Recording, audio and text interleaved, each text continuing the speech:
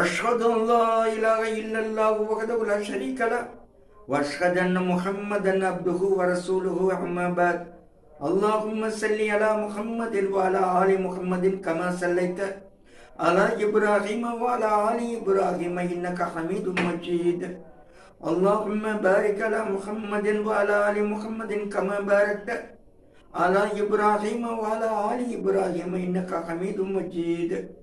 அஸ்ஸலாமு அலைக்கும் வரஹ்மத்துல்லாஹி வபரகாத்துஹு. இரண்டாம் பத்ருப்போரின் நிகழ்வுகள் பற்றியும் பாதுகாப்பற்ற சூழ்நிலையில் இருந்த மதீனாவில் எப்படி அமைதி திரும்பியது என்பதை பற்றியும் கடந்த வாரம் நாம் சுருக்கமாக பார்த்தோம். இன்ஷா அல்லாஹ் இன்றைக்கு யூதர்கள் செய்த சூழ்ச்சிகள் பற்றியும் அவர்கள் குறைஷிகளை போருக்கு தூண்டியதை பற்றிய தகவல்களையும் அதனால் ஏற்பட்ட அகழிப்போர் பற்றிய நிகழ்வுகளையும் நாம சுருக்கமாக பார்க்கலாம். உகது போருக்கு பிறகு ஓராண்டு காலமாக நபி ஸல்லல்லாஹு அலைஹி வஸல்லம் அவர்கள் எடுத்த இராணுவ நடவடிக்கைகளால் மதீனாவிலும் அதை சுற்றியுள்ள பகுதிகளிலும் பாதுகாப்பான அமைதியான சூழல் ஏற்படுது. ஆனாலும் யூதர்கள் இதன் மூலமாக படிப்பினை பெறவும் இல்லை, அதோடு அவர்கள் தங்களுடைய விஷமத்தனங்களை விட்டும் முழுமையாக விலகி கொள்ளவும் இல்லை. கைபருக்கு கடத்தப்பட்ட அந்த நளிரின யூதர்கள் முஸ்லிம்களின் மீது ஆதிக்கம் பெருகி கொண்டு போவதை அவங்களால தாங்க முடியாம முஸ்லிம்களுக்கு எதிராக சூழ்ச்சி செய்ய ஆரம்பிக்கிறாங்க. சிறிய சிறிய போர்களால் முஸ்லிம்களை அழிக்க முடியாது என்பதை நன்றாக உணர்ந்து கொண்ட அந்த யூதர்கள் முஸ்லிம்களை முற்றிலும் அழிக்கக்கூடிய ஒரு போரை தூண்டிவிட ஏற்பாடு செய்கிறாங்க. முஸ்லிம்களை நேரடியாக தாக்கக்கூடிய துணிச்சல் அவங்களுக்கு எப்பொழுதுமே இல்லாத காரணத்தினால குறைஷிகளை போருக்கு தூண்ட வைக்கணும் அப்படின்னு ஒரு சூழ்ச்சி செய்யறாங்க. நளிர் கோத்திரத்தினுடைய சிறப்புமிக்க தலைவர்கள்ல 20 பேர் கொண்ட ஒரு யூதர் குழு மக்கா வந்து குறைஷிகளை சந்திக்கிறாங்க. நபி அவர்களுக்கு எதிராக அவர்களை போர் புரிய தூண்டுறாங்க. அதற்காக எல்லா விதமான உதவிகளையும் தாங்கள் செய்வதாக வாக்களிக்கிறாங்க. ஏற்கனவே பத்ர் மைதானத்திலே போர் என்று வாக்கு கொடுத்து விட்டு அதை நிறைவேறாமல் போனதுனால துக்கத்தில் இருந்த அந்த குறைஷிகளுக்கு தங்களுடைய பெருமையை தக்க வைத்துக் கொள்வதற்காக யூதர்களின் இந்த தூண்டுதலுக்கு அந்த குறைஷிகள் இரையாகிறாங்க. அதுபோல இந்த யூதர் குழு கத்துபான் கிளியார்களிடம் போய் குறைஷிகளிடம் சொன்னது போலவே அவர்களிடமும் ஆசை வார்த்தைகளை சொல்லி அவர்களையும் போருக்கு சம்மதிக்க வைக்கிறாங்க. அதுபோல பிற அரபு கூத்தத்தார்களையும் சந்திச்சு அவர்களையும் போருக்கு ஆயத்தமாக்குறாங்க. யூதர்களின் இந்த முயற்சிக்கு நல்ல பலன் கிடைக்குது. குறைஷிகளோட கினானா கூத்தத்தார்களும் அதோட பல நட்பு கிளையார்களும் சேர்ந்து சுமார் 4000 பேர் அபு சுமையான் தலைமையில் புறப்படுறாங்க. அவர்கள் மர்லுல் லஹ்ரான் என்ற இடத்துக்கு வந்தவுடனே அங்கே உள்ள சுலைம் கோத்திரத்தார்கள் இவர்களோடு சேர்ந்துக்கிறாங்க. அதுபோல மதீனாவின் கிழக்கு பகுதியில் இருந்து கத்துபான் பஜாரா கோத்திரத்தார்கள் உமைனா இப்னு கிஸ்னு என்பவருடைய தலைமையில புறப்பட்டு வர்றாங்க. அதோட கீழ் முர்ரா கிளையார்களும் கீழ் அஷ்ஜஹ் கிளையார்களும் இதை தவிர அசது கோத்திரத்தார்களும் இவ்வாறாக அரபிய கோத்திரத்தார்கள் பெரும்பாலானவர்கள் பல பகுதிகளில் இருந்து புறப்பட்டு ஒரு குறிப்பிட்ட நேரத்தில் இவங்க அனைவரும் மதீனாவில் ஒன்று சேர்றாங்க. இவர்கள் மொத்தம் 10,000 வீரர்கள் இருந்தாங்க. இந்த எண்ணிக்கை மதீனாவில் உள்ள பெண்கள், சிறுவர்கள், வாலிபர்கள், வயோதிகர்கள் போன்ற அனைவரின் எண்ணிக்கையை விட அதிகமாக இருந்தது. எதிரிகளுடைய இந்த படைகள் அனைத்தும் திடீரென்ற மதீனாவை தாக்கினால் நிச்சயமாக முஸ்லிம்கள் ஒருவர் கூட தப்பிக்க முடியாது. ஆனால் மதீனாவில் முஸ்லிம்கள் ஒவ்வொரு நொடியும் மிகுந்த கண்காணிப்போட செயல்பட்டு வந்ததுனால எதிரிகள் பற்றிய எல்லா தகவல்களும் நபி ஸல்லல்லாஹு அலைஹி வஸல்லம் அவர்களுக்கு கிடைத்து கொண்டே இருக்குது.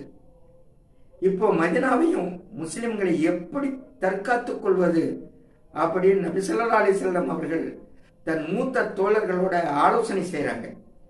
பலவிதமான கருத்துக்கள் வெளிவந்தாலும் நபி தோழரான சல்மான் பார்சி அவர்கள் முன்வைத்த கருத்து தான் முடிவாக ஏற்றுக்கொள்ளப்பட்டது.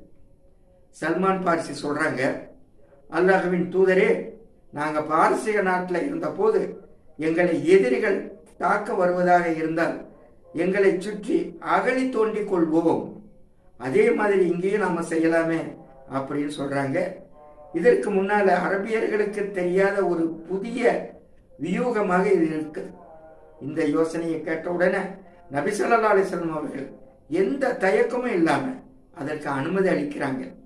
மதீனாவை சுற்றி மலைகளும் பேரித்தமர தோட்டங்களும் விவசாய அறுவடைகளை உலர வைக்க தேவையான களங்களும் இருந்தன. ஆனால் மதீனாவின் வடக்கு பகுதி மட்டுமே போக்குவரத்துக்குரிய வழியாக இருந்தது. அதனால இந்த குறைஷி படைகள் வருவதற்கு இந்த வடக்கு பகுதி மட்டுமே வழியாக அமைய முடியும் என்பதனால நபி ஸல்லல்லாஹு அலைஹி வஸல்லம் அவர்கள் அகழிய வடக்கு பகுதியில் தோண்டுமாறு கட்டளையிடுறாங்க. 10 பேராக குழுவை ஏற்படுத்தி ஒவ்வொரு குழுவும் 40 முழம் அகழி தோண்ட வேண்டும் அப்படின்னு நபி ஸல்லல்லாஹு அலைஹி வஸல்லம் அவர்கள் உத்தரவிடுறாங்க. முஸ்லிம்கள் மிக உற்சாகத்தோட அகழி தோண்டுவதில் ஈடுபடுறாங்க. நபி ஸல்லல்லாஹு அலைஹி வஸல்லம் அவர்களும் அகழியிலிருந்து மண்ணை சுமந்து கொண்டு வர்றாங்க. நேரம் ஆக ஆக முஸ்லிம்களுக்கு கடுமையான பசி ஏற்படுது. இருந்தாலும் ஆர்வம் குறையாம சுறுசுறுப்போட தோன்றுவதில் ஈடுபட்டு இருக்கிறாங்க. தாங்கள் எந்த அளவுக்கு பசியோடு இருக்கோம் என்பதை தோழர்கள் காட்டுவதற்காக அவர்களுடைய வயிற்றில் ஒரு கல்லை கட்டி இருப்பதை நபி ஸல்லல்லாஹு அலைஹி வஸல்லம் அவர்கள்ட்ட காட்டுறாங்க. அதற்கு நபி ஸல்லல்லாஹு அலைஹி வஸல்லம் அவர்கள் தன்னுடைய வயிற்றில் 2 கற்களை கட்டி இருந்ததை அவர்களிடம் காண்பிக்கிறாங்க. அகழி தோண்டி கொண்டிருக்கும் போது பலவிதமான அத்தாட்சிகளும் இறைவனின் அற்புதங்களும் ஏற்படுது. நபி ஸல்லல்லாஹு அலைஹி வஸல்லம் அவர்கள் கடுமையான பசியில் இருப்பதை பார்த்த ஜாபிர் இப்னு அப்துல்லா ரலியல்லாஹு அன்ஹு அவர்கள் ஒரு சிறிய ஆட்டா இருக்கிறாங்க. அவங்க மனைவி ஒரு படி துளி கோதுமையை அரைச்சி ரொட்டி சுட்டு ஆணமும் தயார்படுத்துறாங்க. இப்போ ஜாபிர் ரலியல்லாஹு அன்ஹு அவர்கள் நபி அவர்களை சந்திச்சு தன் தோழர்களோடு உணவருந்து வருமாறு அழைக்கிறாங்க. ஆனால் நபி ஸல்லல்லாஹு அலைஹி வஸல்லம் அவர்கள் 1000க்கும் மேற்பட்ட தோழர்களோட ஜாபிர் ரலியல்லாஹு அன்ஹு அவங்களுடைய வீட்டுக்கு வர்றாங்க. வந்திருந்த எல்லாரும் சாப்பிட்றாங்க. ஆனால் சமைக்கப்பட்ட சட்டியில இருந்த ஆணமும் குறையல, ரொட்டியும் குறையல. அதே மாதிரி நுக்மான் இப்னு பஷீர் என்ற நபி தோழரின் சகோதரி சிறிதளவு பேரிச்சம்பழத்தை தன்னுடைய தந்தைக்காகவும் தாய் மாமாவுக்காகவும் எடுத்துட்டு வராங்க. அவங்க நபி ஸல்லல்லாஹு அலைஹி வஸல்லம் அவர்களை கடந்து போகும்போது நபி அவர்கள் அந்த பெண்மணியை அழைத்து அவரிடம் இருந்த பேரித்தம்பழத்தை வாங்கி ஒரு துணியில பரத்தி வைக்கிறாங்க. அதன் பிறகு அகழி தோண்டு கொண்டிருந்த தன் தோழர்களை அழைத்து அதை சாப்பிட சொல்றாங்க. அவங்க சாப்பிட்டு கொண்டிருக்கிறாங்க. ஆனா பேரித்தம்பழம் குறையாமல் இருக்குது. எல்லாரும் சாப்பிட்டு விட்டு போன பின்பும் அந்த துணியில அதே அளவு பேரித்தம்பழம் இருந்தது. இப்போ அகழி தோண்டி கொண்டிருக்கும் போது ஒரு கடினமான பாறை ஒன்று குறுக்கிடுது. இதை கவனித்த நபி ஸல்லல்லாஹு அலைஹி வஸல்லம் அவர்கள் பிஸ்மில்லாஹ் அப்படின்னு சொல்லிட்டு ஓங்கி கடப்பாறையால ஒரு அடி அடிச்சுட்டு சொல்றாங்க, அல்லாஹ் மிகப்பெரியவன், ஷாம் தேச பொக்கிஷங்கள் எனக்கு அருளப்பட்டன. நான் இப்போ ஷாம் தேசத்தின் செந்நிற கோட்டையை பார்க்கிறேன் அப்படின்னு சொல்லிட்டு 2வது முறையாக அந்த பாறையை அடிச்சுட்டு சொல்றாங்க, அல்லாஹ் மிகப்பெரியவன், பாரசீகத்தின் பொக்கிஷங்கள் எனக்கு கொடுக்கப்பட்டன. நான் இப்போது மதாயின் நகரத்தின் வெள்ளை மாளிகையை பார்க்கிறேன் அப்படின்னு சொல்லிட்டு 3வது முறையாக அந்த பாறையை பிஸ்மில்லா சொல்லிட்டு அடிக்கிறாங்க. அந்த பாறை முழுவதுமாக உடைகிறது. இப்போ நபி அவர்கள் சொல்றாங்க, அல்லாஹ் மிகப்பெரியவன், எனக்கு யமன் தேசத்து பொக்கிஷங்கள் கொடுக்கப்பட்டன. நான் இப்பொழுது சன்ஆ நகரத்தின் தலைவாயில்களை பார்க்கிறேன் அப்படின்னு சொல்றாங்க. முஸ்லிம்கள் தொடர்ந்து பகலெல்லாம் அகழி தோண்டிவிட்டு மாலையில வீடு திரும்புவாங்க. எதிரி படைகள் அவர்களுடைய முகாமிற்கு வந்து சேர்வதற்கு முன்பாகவே அகழி தோண்டும் பணி முடிந்து விடுகிறது. இப்போ குறைஷிகள் 4000 வீரர்களோடு ரூமா என்ற இடத்துல ஓடைகள் ஒன்று சேரக்கூடிய பகுதியில தங்குறாங்க. அதுபோல கத்துபான் மற்றும் நஜிது பகுதியை சேர்ந்த 6000 வீரர்கள் உகதுக்கு பக்கத்துல உள்ள தனப் நக்மா என்ற இடத்துல தங்குறாங்க. எதிரிகள் வந்து சேர்ந்த இந்த தகவல் கிடைச்ச உடனே நபி ஸல்லல்லாஹு அலைஹி வஸல்லம் அவர்கள் பெண்களையும் சிறுவர்களையும் மதினாவில் உள்ள கோட்டையில பாதுகாப்பை இருக்க வைத்துவிட்டு 3000 முஸ்லிம்களுடன் எதிரிகளை சந்திக்க புறப்படுறாங்க. இப்ப எதிரிகள் முஸ்லிம்களை தாக்குவதற்கு மதினாவிற்குள் நுழைய வந்த போது தடையாக அகழி தோண்டி இருப்பதை பார்க்கிறாங்க. இப்படிப்பட்ட ஒரு வியூகத்தை அவர்கள் எதிர்பார்க்காததுனால அதற்காக எந்தவித தயாரிப்புகளும் அவங்க செய்து கொண்டு வரல. அகழியை பார்த்த அந்த குறைஷிகள், இது என்ன சூழ்ச்சி, அரபி அல்லாத ஒருவர் தான் இந்த யோசனையை சொல்லியிருக்கணும் அப்படின்னு அவர்களுக்குள்ளே பேசிக்கிறாங்க. அதனால அவர்களுக்குள்ள ஒருவித சலசலப்பும் ஏற்படுது. எங்கேயாவது ஒரு சிறிய வழி கிடைத்தால் கூட அதன் மூலம் உள்ளே நுழைந்து விடலாம் அப்படின்னு அகழியை சுற்றி நோட்டமிடுறாங்க. ஆனா முஸ்லிம்கள் அகழியின் பக்கம் எதிரிகளை நெருங்க விடாமல் தங்களுடைய அம்புகளால் அவர்களை தாக்குறாங்க. எதிரிகள் அகழியை நெருங்குவதற்கோ அல்லது அகழியில் இறங்குவதற்கோ அல்லது அகழியை மண்ணால் மூடி பாதை அமைப்பதற்கோ நேரம் கொடுக்காம முஸ்லிம்களுடைய அம்புகள் தொடர்ந்து எதிரிகளை நோக்கி வந்து கொண்டே இருக்கின்றன. இப்போ எதிரிகளின் குதிரைப்படை வீரர்களில் சிலர், குறிப்பாக இக்ரிமா இப்னு அபூஜஹல் போன்றவர்கள் அகழியின் குறுகலான பகுதி ஒன்றை கண்டுபிடித்து அதில் இறங்கி விடுகிறார்கள். அதன் பிறகு அகழிக்கும் ஜல்வு மலைக்கும் மத்தியில் உள்ள இடத்துக்கு வந்து விடுகிறார்கள். இப்போ அவர்களுடைய குதிரைகள் மணலில் சிக்கி தடுமாறுது. இதை பார்த்த அலி ரலியல்லாஹு அன்ஹு அவர்கள் முஸ்லிம்கள் சிலரை அழைத்து கொண்டு எதிரிகள் திரும்பி ஓட முடியாதவாறு அவர்கள் வந்த வழியை அடைச்சிடுறாங்க. இப்போ எதிரிகளும் முஸ்லிம்களும் நேருக்கு நேர் சந்திக்கிறாங்க. 1000 வீரர்களுக்கு சமமானவன் என்று பெயர் பெற்ற எதிர் அணியில் உள்ள அமர் என்பவன் என்னோட நேருக்கு நேர் யார் மோதுவது அப்படின்னு கேட்கிறான். அவனை எதிர்கொள்ள அலி ரலியல்லாஹு அன்ஹு அவர்கள் களத்தில் இறங்குறாங்க. இருவரும் தங்களுடைய வாளை சுழற்ற சில நொடிகளிலேயே அலி ரலியல்லாஹு அன்ஹு அவர்களின் வாள் அமரின் தலையை சீவியது. இப்போ அமரை பிண்டமாக பார்த்த மற்ற எதிரிகள் பயந்து அகழியை தாண்டி ஓட்டம் பிடிக்கிறாங்க. மாபெரும் வீரர் என்று பெயர் பெற்ற இக்ரிமா கூட பயத்தால் தன்னுடைய ஈட்டியை போட்டுவிட்டு ஓடுகிறார். இவ்வாறு சில நாட்களாக எதிரிகள் அகழியில் இறங்குவதற்கும் அதன் மீது பாதை அமைப்பதற்கும் மிக தீவிரமாக முயற்சி செய்கிறாங்க. ஆனால் தொடர்ச்சியாக வந்த முஸ்லிம்களின் அம்புகளால் எதிரிகளுடைய எல்லா முயற்சிகளும் தோல்வி அடையுது. இது போன்ற தற்காப்புல தீவிரமாக ஈடுபட்டிருந்ததுனால நபி ஸல்லல்லாஹு அலைஹி வஸல்லம் அவர்களும் முஸ்லிம்களும் சில நேர தொழுகைகளை கூட தவற விட்டுட்டாங்க. இவ்வாறாக எதிரிகள் அகழை கடக்க முயற்சி செய்கிறதும் முஸ்லிம்கள் அதை தடுக்கிறதும் பல நாட்கள் நீடிக்குது. ஆனால் இரு படைகளுக்கும் இடையே அகழி தடையாக இருந்ததுனால நேரடியான சண்டையோ பலத்த சேதமோ யாருக்கும் ஏற்படல. இரு தரப்பிலும் அம்பெறிந்தே தாக்குதல் நடந்தது. அதனால இரு தரப்பிலையும் ஒரு சிலர் மட்டுமே கொல்லப்பட்டாங்க. அதாவது முஸ்லிம்கள்ல 6 பேரும், இணை வைப்பவர்கள 10 பேரும் கொல்லப்பட்டாங்க. இதில் அமர் உட்பட ஒரு சிலர் மட்டுமே வாளால் கொல்லப்பட்டாங்க. இந்த சமயத்துல தான் பொந்துகளில் இருந்து வெளிவந்த விஷ பாம்புகளாகிய அந்த யூதர்கள் தம் விஷத்தை கக்குவதற்கு துடிக்கிறாங்க. நளிர் வம்ச யூதர்கள்ல மிகப்பெரிய விஷமியான ஹை இப்னு அக்தப் என்பவன் குறைலா வம்ச யூதர்களின் வீடுகளுக்கு போறான். அந்த நேரத்துல தான் நாம ஒரு விஷயத்தை நம்ம கவனத்தில் கொள்ளணும். மதீனாவில் 3 இன யூதர்கள் வாழ்ந்து வந்த நிலையில அவர்களில் 2 இனத்தவர்கள், அதாவது கைனுகா மற்றும் நளீர் இன யூதர்கள் முஸ்லிம்களுக்கு எதிராக செய்த வஞ்சக சூழ்ச்சியினால அவர்கள் மதீனாவிலிருந்து விரட்டடிக்கப்பட்டாங்க. இந்த குறைலா வம்ச யூதர்கள் தான் முஸ்லிம்களுடைய ஒப்பந்தத்தை மீறாம முஸ்லிம்களோடு நல்லிணக்கத்துல இருக்கிறாங்க. இப்போ இந்த ஹை இப்னு அக்தப் குறைலா யூதர்களின் தலைவனான காப் இப்னு அசத் என்பவரை சந்திச்சு விட்டு சொல்றான், காபே, உனக்கு நிரந்தரமாக கண்ணியம் தரும் ஒன்றை உனக்கு கொண்டு வந்திருக்கிறார். குறைஷிகளே அவர்களுடைய தலைவர்கள் தளபதிகளோடு ஒரு பெரும் படைய ரூமாவில் தங்க வச்சிருக்கிறார். அதுபோல கத்துபான் கிளையாரின் தலைவர்கள் தளபதிகளோடு ஒரு பெரும் படைய தன்னப்பு நக்மாவில் தங்க வச்சிருக்கிறார்.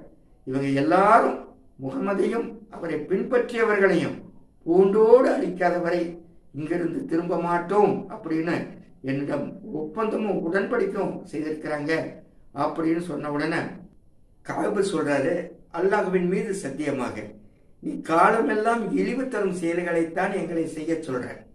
அது மட்டும் இல்லை, நீ இப்போ என்கிட்ட சொன்ன இந்த காரியம் எப்படி இருக்குதுன்னா வெறுமனை இடி இடிச்சு மின்னல் வெட்டி மழை தராத ஒரு மேகத்தை போலதான் இருக்குது.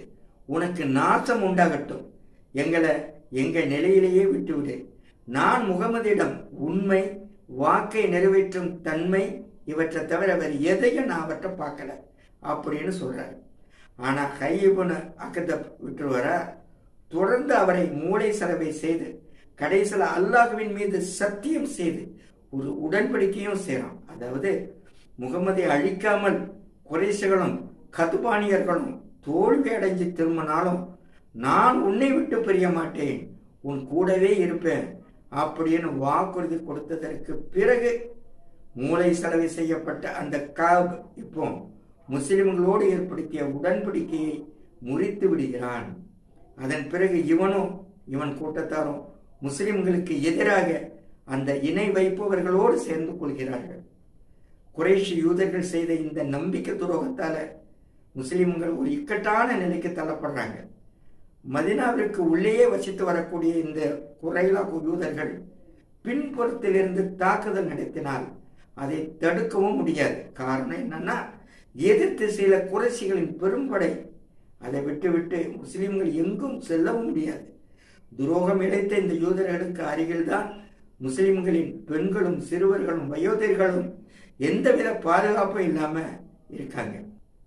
ஹஸ்ஸான் இப்னு சாபித் என்ற நபித்தோழருக்கு சொந்தமான ஒரு கோட்டையில தான் நபி அவர்களின் மாமியான சஃபியா பின் அப்துல் முத்தலிப்பும் மற்ற முஸ்லிம் பெண்களும் சிறுவர்களும் பாதுகாப்புல இருக்கிறாங்க.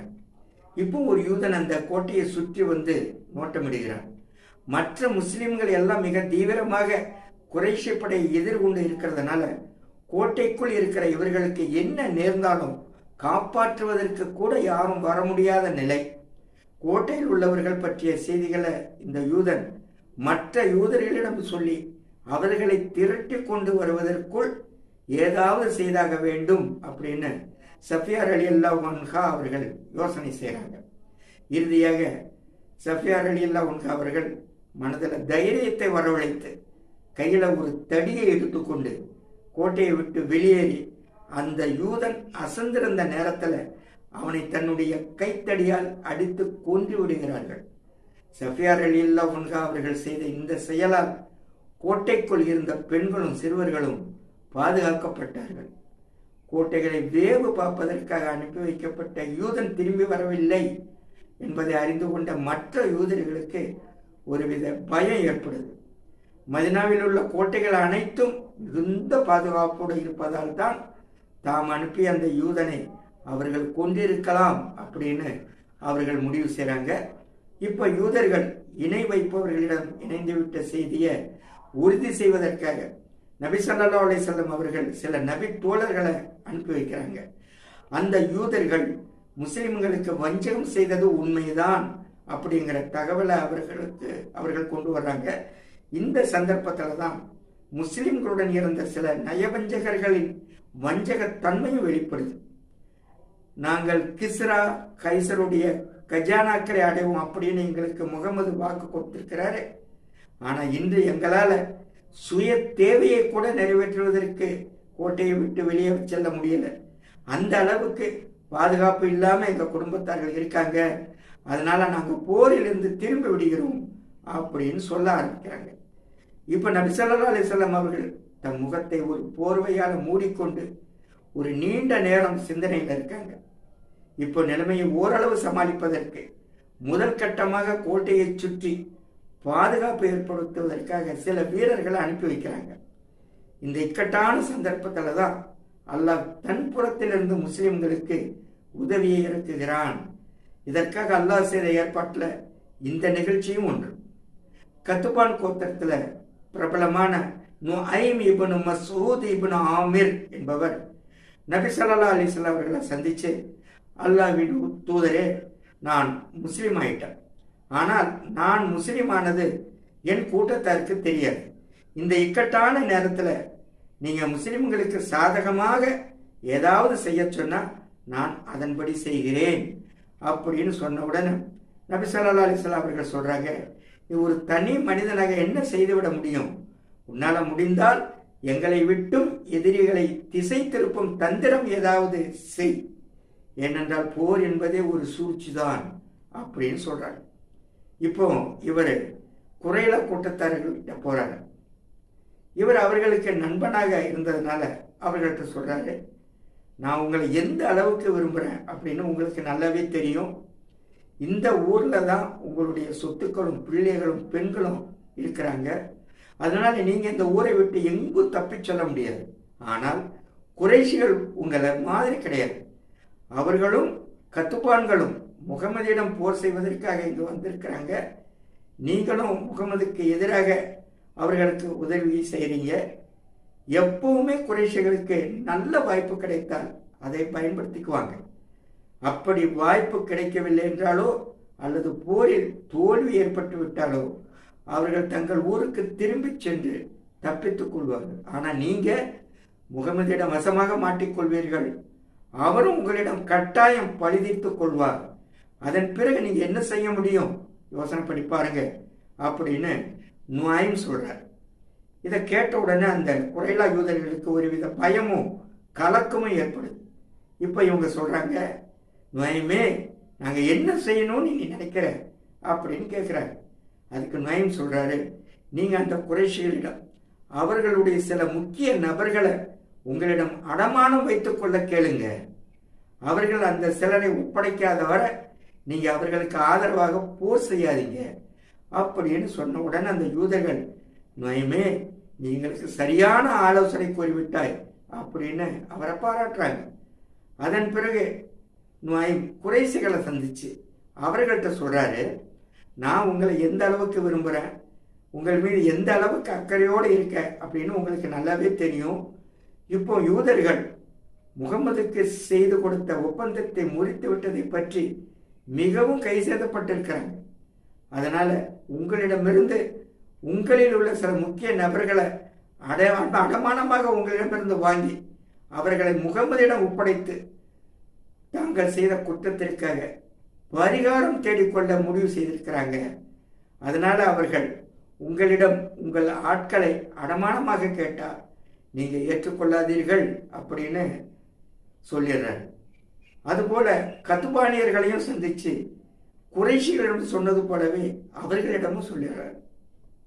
ஹிஜ்ரி 5 ஷவ்வால் மாதம் சனிக்கிழமை இரவு குறைஷிகள் யூதர்களிடம் ஒரு செய்தி அனுப்புறாங்க.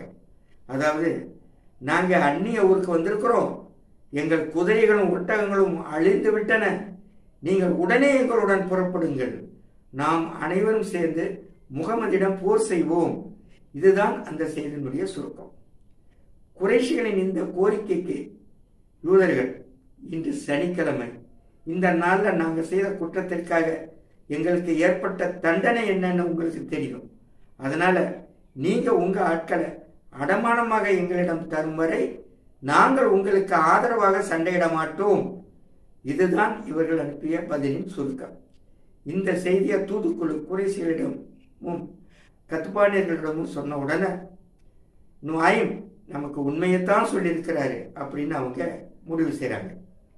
மறுபடியும் இவர்கள் யூதர்களிடம் தம் குழுவை அனுப்பி, நாங்கள் உங்களிடம் எங்களுடைய எந்த ஆட்களையும் அனுப்பி வைக்க மாட்டோம், நீங்கள் எங்களோடு வாருங்கள், நாம் சேர்ந்து முகமதியிடம் போர் செய்வோம் அப்படின்னு தகவல் அனுப்புகிறாங்க.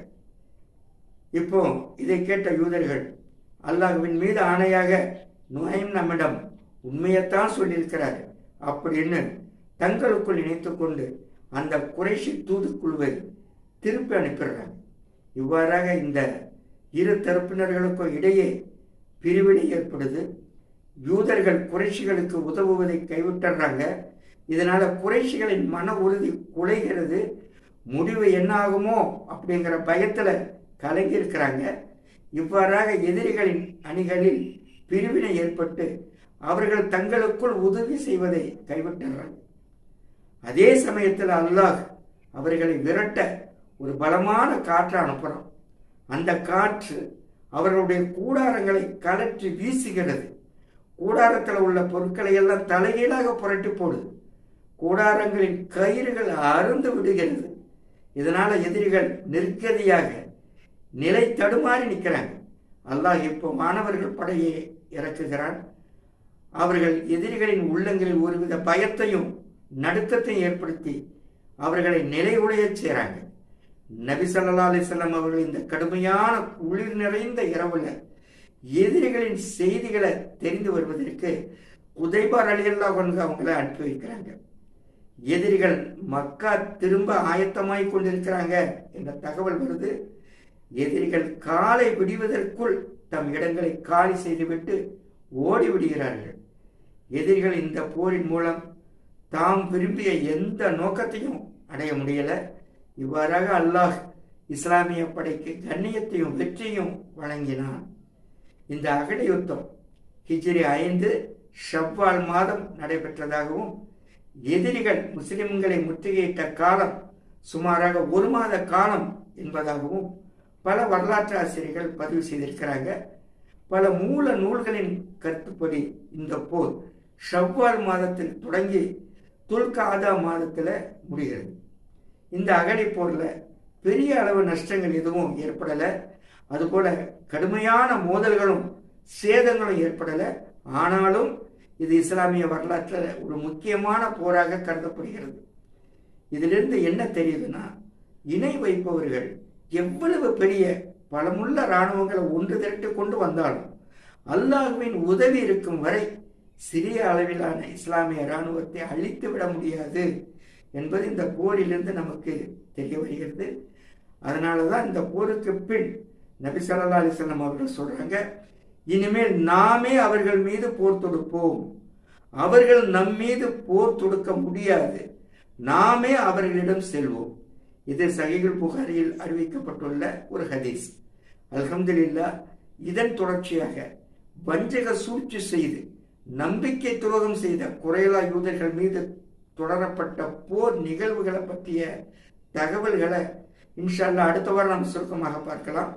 இப்பொழுது எதை நாம் கேட்டோமோ அதை புரிந்து கொண்டு அதை நினைவில் வைத்துக் கொள்ளும் சக்தியை வல்ல ரஹ்மான் நமக்கு தந்தருள் புரிவானாக.